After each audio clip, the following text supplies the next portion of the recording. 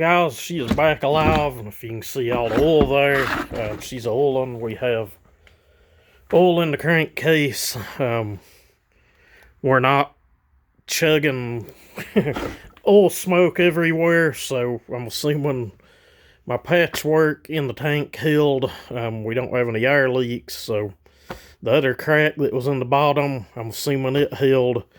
I was able to get the big crack in the top of the oil tank lined back up. I got on the back side, took it, well, inside and out, I took everything down to bare magnesium. Obviously, you can't put a big glob of JB weld in the crankcase itself, but we did put a little in it just to smooth out like the dents that it made when all the shrapnel kind of tore everything out of hell, I guess. But on the back side of the tank, I thought I'd videoed it, but I don't think I did. I probably went overboard, but I laid a substantial amount of JB weld in there. Up in the corner where it cracked, I just filled that completely in.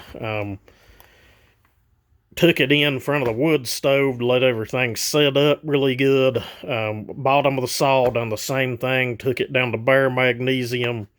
And I did use the epoxy style JB weld. I call it the old school, and the 2 tubes that you mix up. There's nothing wrong with the quick steel. I use it all the time. But in this situation, I use the one that you mix up. I think it'll be just fine. I see you guys putting it in transfer ports, and I've put it in the intake ports before. Honestly, that big bore saw probably needed it, but you've probably done seen the video of it by now. Dang thing tuned out good, doesn't spit back, runs good sitting here on the stand. But honestly, this saw here feels snappier. But I've done a little flow work to the crankcases, done a few little things to the crankshaft. Not anything that's secretive or anything, but we're going to see how this one does, and when I get into another build on something, I'll share some of it. But some of the stuff I done, a lot of the, pro builders or wannabes are going to cringe on some of it, but, whatever it is, what it is. I didn't touch that cylinder.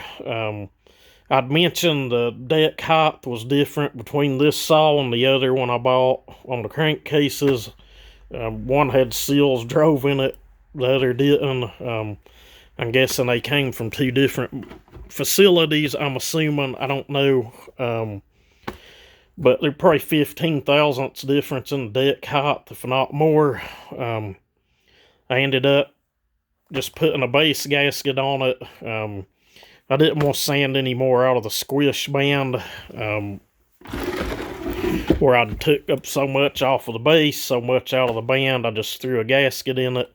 Squish is around 30 thousandths, but I'll guarantee you this thing, even with the flat top in it, making north of 175.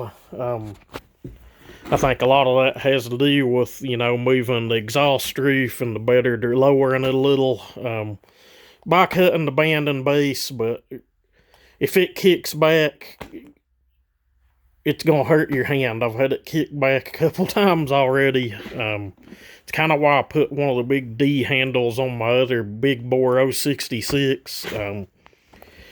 And I know someone's going to say modify the decomp or whatever, but whatever. It is what it is. Just have to remember to set the decomp every time, or it's going to kick back and cause you some pain in your fingers and in your wrist or elbow or shoulder or whatever. But we'll get a gauge on it once it breaks in. I may put a gauge on the big bore saw, but they're giving clear but a little chilly weather this weekend. Hopefully we can get over to the property. Like I said, this one was more of a experimental kind of race saw kind of deal, I guess. So we're going to do other stuff with it, but I needed to get these 2 together and off of my bench. I've got 3 saws showing up here. Should be tomorrow.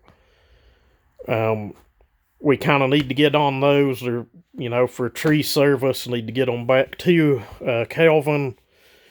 I'm not going to rush them. That's not what I'm saying. But, you know, we kind of need to get the benches cleaned off and the shop cleaned up where we can get started on those. But, completely off topic, but I do plan on going back into this cylinder and doing a few things later on. But who knows, I may get it out and love it and, you know, run the crap out of it. But we do have, you know, original 660 we had. I've got the 064, the big bore 066.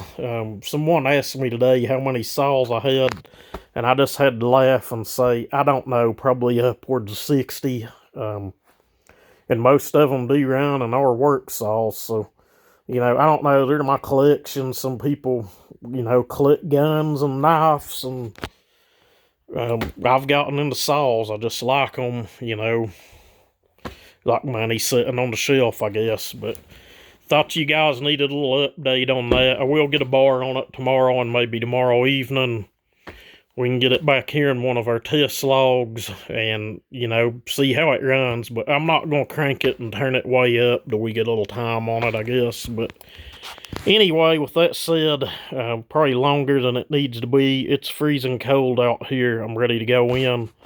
I've done both of these in the same afternoon. May seem like I rushed and threw them together, but I did, and I spent, you know, a couple hours on each saw. Would have liked to spend a little more time, but, you know, whatever it is, what it is. They're sitting here if we want to tear back into them later on. You know, I can have the top end off of this in 10 minutes, I guess. But anyway, with that said, you guys stay warm and have a good one.